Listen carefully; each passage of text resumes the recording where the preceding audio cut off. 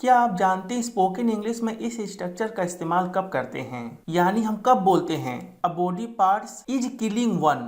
अगर आप नहीं जानते हैं तो फिर ये वीडियो आपके लिए है। जब कभी हम किसी सेंटेंस में किसी बॉडी पार्ट का नाम बोलते हैं, उसके बाद कहते हैं इज किलिंग मी या इज किलिंग हिम, यानी वन की जगह पर कहते हैं मुझे, उसे या उन्हें या हम लोगों को, तो इस सेंटेंस का मीनिंग होता है मेरे बदन का यह हिस्सा दर्द कर रहा है। लगता है आप समझे नहीं। आइए कुछ एग्जांपल्स देखें ताकि आप इस बात को आसानी से समझ सकें। जैसे मान लीजिए अगर आपको कहना हो मेरा पीठ दर्द कर रहा है, तो इस सेंटेंस के लिए आप कहेंगे माई बैक इज किलिंग मी। यहाँ आप देख सकते हैं इस सेंटेंस में सबसे पहले मैंने बोला माई बैक जो है एक बॉडी पार्ट्स, उसके बाद मैंने बोला इज किलिंग मी, यानी वन की जगह मैंने बोला मी, क्योंकि बात मेरी हो रही है। अगर आपको कहना हो मेरी पैर की उंगलियां दुख रही हैं या दर्द कर रही हैं, तो इस सेंटेंस के लिए आप कहेंगे माई टॉयज आर किलिंग मी, यानी मेरी पैर की उंगलियां दर्द कर रही हैं। मान लीजिए अगर आपको कहना हो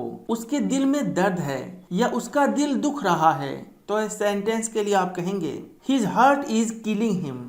मान लीजिए अगर आपको कहना हो उसके जांघ में दर्द है, तो इस सेंटेंस के लिए आप कहेंगे his thigh is killing him. अगर आपको कहना हो मेरे घुटने में दर्द हो रहा है, तो इस सेंटेंस के लिए आप कहेंगे माई नीज आर किलिंग मी। तो फ्रेंड्स, उम्मीद करता हूँ कि आपने इस बात को बड़े शानदार तरीके से सीखा कि जब कभी भी आपको कहना हो मेरे बदन का कोई हिस्सा दर्द कर रहा है या दुख रहा है, तो इस तरह के सेंटेंसेस को बोलने के लिए सबसे पहले आप उस बॉडी पार्ट का नाम लिखेंगे, उसके बाद आप कहेंगे इज किलिंग मी अगर बात मेरी हो रही हो तो। अगर आपको कहना हो कि उसका, तो आप कहेंगे इज किलिंग हिम।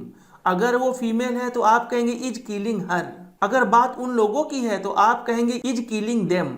अगर बात आपकी है तो आप कहेंगे इज किलिंग यू।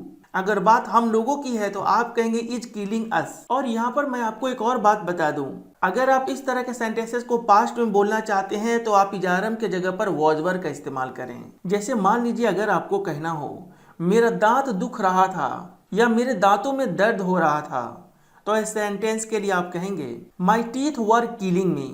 तो फ्रेंड्स, उम्मीद करता हूँ कि आपने बड़े शानदार तरीके से सीखा इज किलिंग वन का मतलब होता है मेरे बदन का यह हिस्सा दर्द कर रहा है।